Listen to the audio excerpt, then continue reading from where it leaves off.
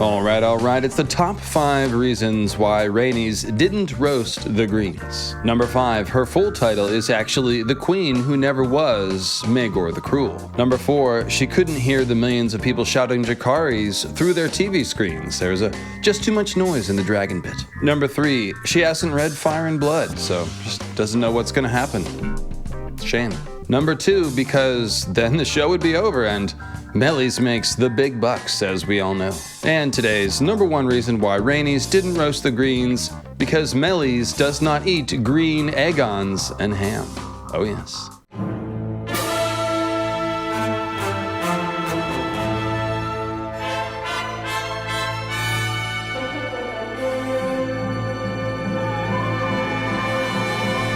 Hey there friends, David Lightbringer here, House of Flying Dragons now in session, and all kidding aside, why didn't Rhaenys roast the Greens definitely seems to be the biggest question on people's minds after the show. And many have also questioned the choice to add this scene, which is not from Fire and Blood, or the way that it was pulled off. Now I myself liked the scene a lot, and I thought, hey, what the heck, I'll go to bat for it. And by that I just mean that we'll go through the ins and outs and talk about how it worked. So first off, yes, Team Green supporters, I know you exist. In fact, I'm sometimes accused of being one of you, that's right. Now I'm just as often accused of being Team Black, but it's because I point out everyone's faults and yell treason a lot. Shout out to Lord Lyman Beesbury, you're a real one. But yeah, of course, not everyone wanted Rhaenys to roast the High Towers and their dragon spawn, if you will. And of course, that also would have completely ended the show in Season 1, so actually no one should have been rooting for that.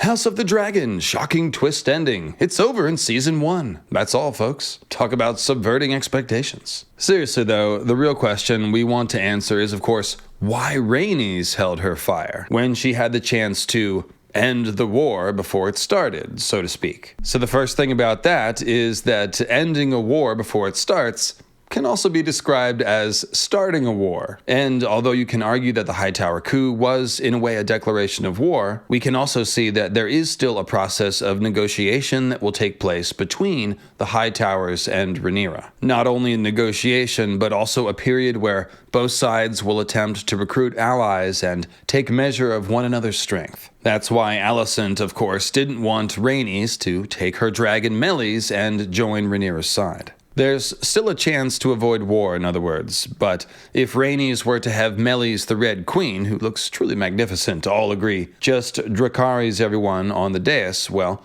there's no turning back then. Sure, Rhaenys would have just killed King Aegon, his wife Queen Helaena, his brother Prince Aemond, his mother the Queen Dowager Alicent, and his grandsire Otto, the Hand of the King, along with High Septon Eustace and Grand Maester Melos and the remainder of the Kingsguard, by the way. But that is by no means an end to any possibility of war. Rhaenys wouldn't have slain any troops yet, and of course Lord Hobart Hightower, the Lord of Oldtown and Otto's older brother, is back at home in Oldtown with Alicent's third-born son, Prince Daeron, who is or will be shortly a dragon rider and who is confirmed to be alive and to be appearing next season. With Rhaenys just having committed the horrific atrocities of kinslaying and mass murder, killing the High Septon in particular would be seen as a crime against the gods, Lord Hobart would really have no problem catalyzing the Faith and the Citadel and large parts of Westeros against Rhaenyra, and the possibility of a war to put Daeron on the throne would be very real, if not likely. It's important to remember that kinslaying, along with the violation of guest right, are the oldest cultural taboos in Westeros, dating back thousands and thousands of years to the time of the first men. So this is really heavy stuff in terms of how it would resonate with the common people of Westeros. In other words, Rhaenys absolutely would have become a new Maegor the Cruel had she chosen to use her dragon to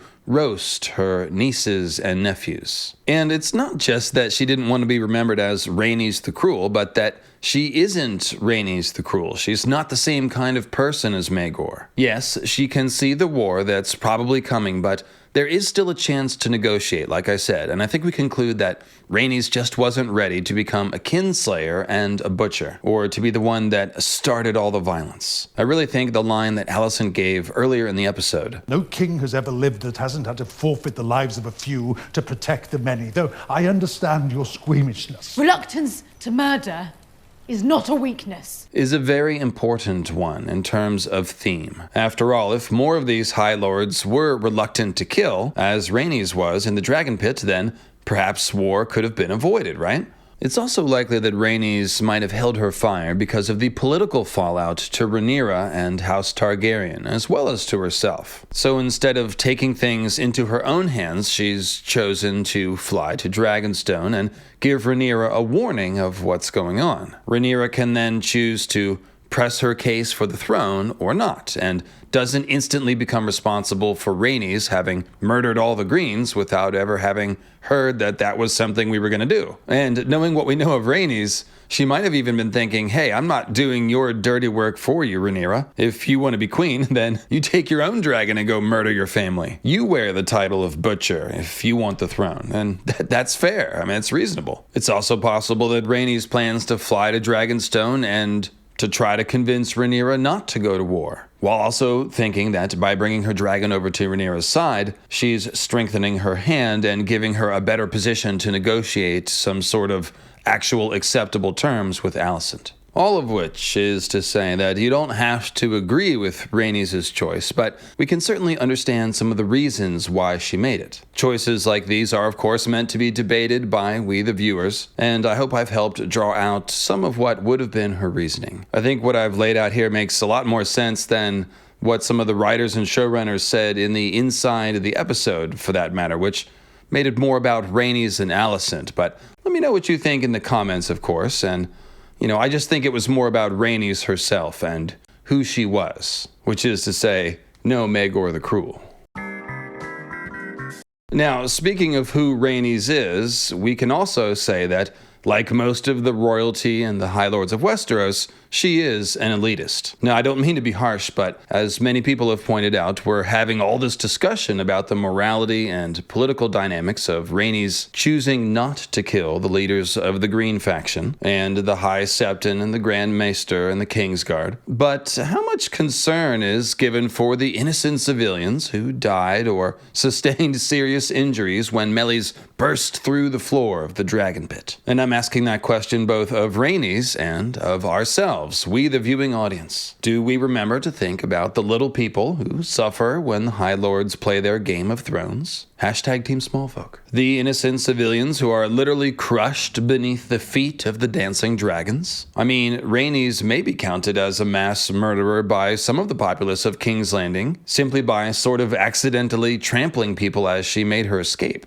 Rhaenys seems to carefully weigh the lives of those on the royal dais, but did she give the same thought to the people in the crowd who would die while she made her escape? People whom she was standing next to and amongst only moments before, by the way, and people whom she knew had been herded into the Dragon Pit with basically no choice.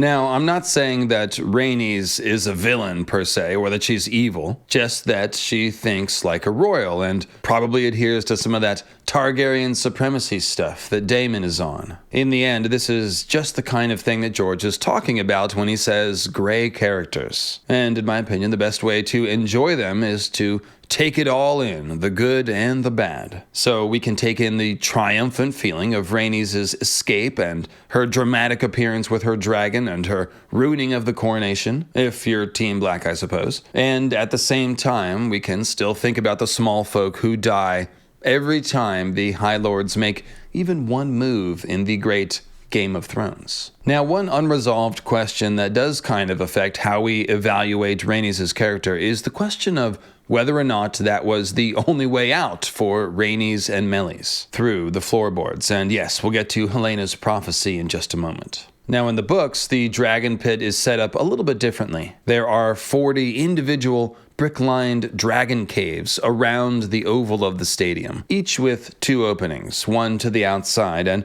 one right onto the sands of the pit. Now, on the show, the dragons only seem to be able to emerge into the open of the Dragon Pit through those 2 openings in the floor. And though we've seen there are definitely entrance and exit openings to the outside of the stadium, such as we saw Syrax ushered into in the first episode, we don't know how many of them there are, or if the arrangement is the same as in the book. That means that unless we get further clarification, we can't really be sure if Rhaenys had another route to get Meleys out beside the one she took, which killed, I don't know, maybe 100 people, 200 people or so, with many more being injured. I mean, I'm not sure, you tell me, but it looked like more on first watch and a little bit less on the second watch. Fewer on the second watch. What was I thinking? Point being, if that was the only way out, then we can see Rhaenys' choice as being difficult, but understandable. After all, quite a lot rides on Rhaenys being able to ride to bring word to Rhaenyra of what's happened and what the Greens plan to do. And perhaps even more rides on her bringing her dragon Meleys to Rhaenyra's side, of course. But if Rhaenys did have another way out and just chose to explode through the floor in order to bust up Aegon's coronation and deliver the Greens a stern message, well, that's pretty freaking ruthless, so let me know what you think about that. I'll also add that just as some of the common folk may hold this against Rhaenys, many more people will probably see this as a terrible omen for Aegon II's reign. He and his Hightower backers are attempting to lay claim to the Targaryen legacy, as Aegon stands there in his Jesus Christ pose.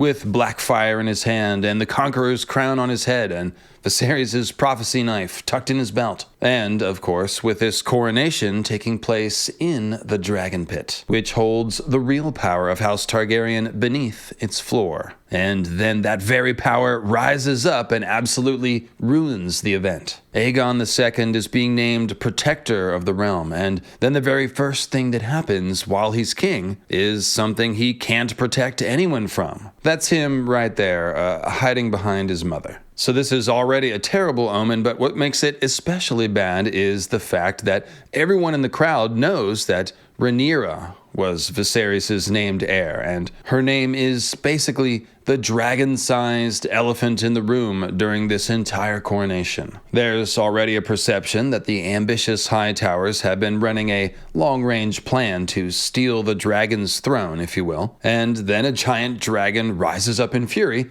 right in the middle of their triumph. That, to me, is what makes this scene so powerful. The fact that the Hightowers are essentially trying to claim the throne before Rhaenyra or anyone outside King's Landing can even find out the king is dead. And we can see that the people in the crowd are very aware of that and that there's a palpable tension there that is basically ripped apart when Meleys bursts up through the floor. This scene is communicating symbolically on so many levels, including the idea that the ghosts of the last succession crisis between Rhaenys and Viserys are still haunting this new succession crisis. It's also an extremely visual depiction of the idea that when the High Lords playing the Game of Thrones are Dragon Lords, it's a dragon dance, and when the dragons dance, the people are trampled underfoot. So it's basically all right there. And without dropping any spoilers, those of you who have read Fire and Blood can easily see how this event in the Dragon Pit will set up a future event in the Dragon Pit. I won't say more, but yeah, it's pretty obvious if you know what's coming.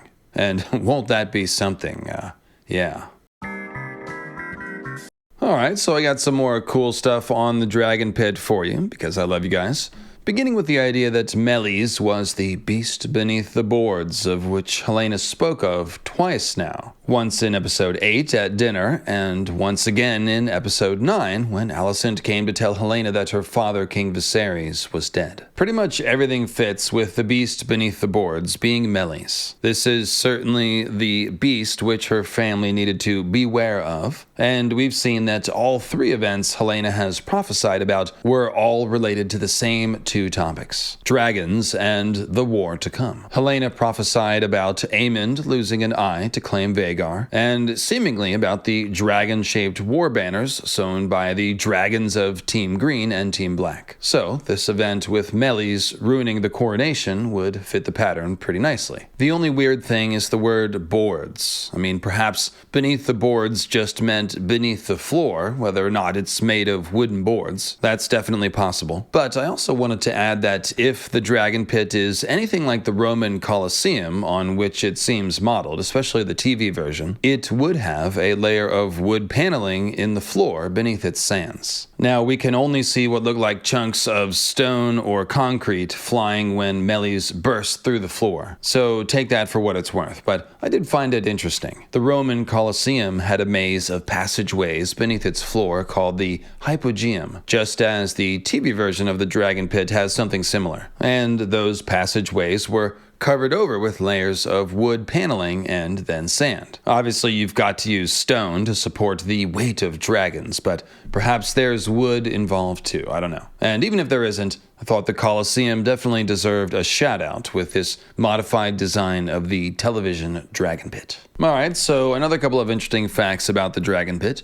Rhaenys' grandparents actually got married there when it was only half complete. That's right, in 49 AC, Rhaegar Baratheon, then the Hand of the King to young King Dracarys, wed Jaehaerys' mother, the Dowager Queen Alyssa Velaryon, and it was said to be the most fabulous wedding in living memory at that time. It was witnessed by 40,000 people or more, and it gained the nickname the Golden Wedding. And it's sure nice to know a wedding can gain a snazzy, color-based nickname without having a horrific atrocity involved.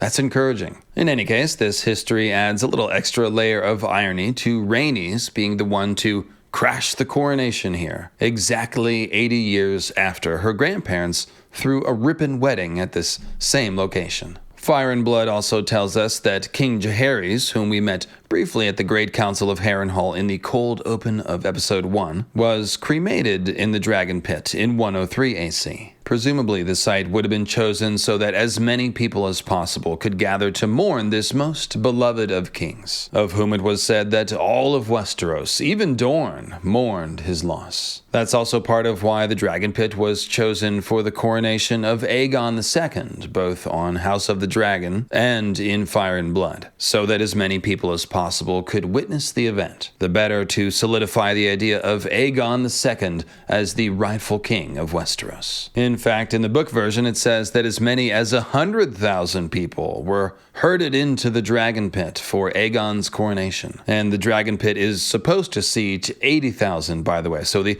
Fire Marshal will be sending a sternly worded email or letter by Raven, I guess. And House of the Dragon definitely did a nice job of capturing that overall feel, as Rhaenys and Sir Eric were swept up in the rush and were indeed herded into the Dragon Pit. Alright friends, that's it for today, although I might try to squeeze in another video for the weekend if I can, as I do have lots more to say about this episode. But I'm also going to see the Mars Volta this week in San Francisco, alright, so we'll see. Do treat yourself to the post-game breakdown show from Sunday night if you haven't already, as I did that one with Grey Waste Tim, and I thought it came out pretty great. Grey Waste Tim in particular was on fire, so check out his channel in the link below. And if you didn't hear, you can get access to our exclusive House of Flying D's Discord server, either by joining Patreon with the link in the description below, or by clicking that nice join button right below this video, which is right next to the subscribe button, which you have doubtless already pressed. So after you join as a channel member sub-squisher, as we call it, click the community tab on the David Lightbringer YouTube page, and you'll see a post with the exclusive invite link. Thanks so much to everyone signing up for Patreon and channel member sub-squisher this week, and I'll see you in the Discord.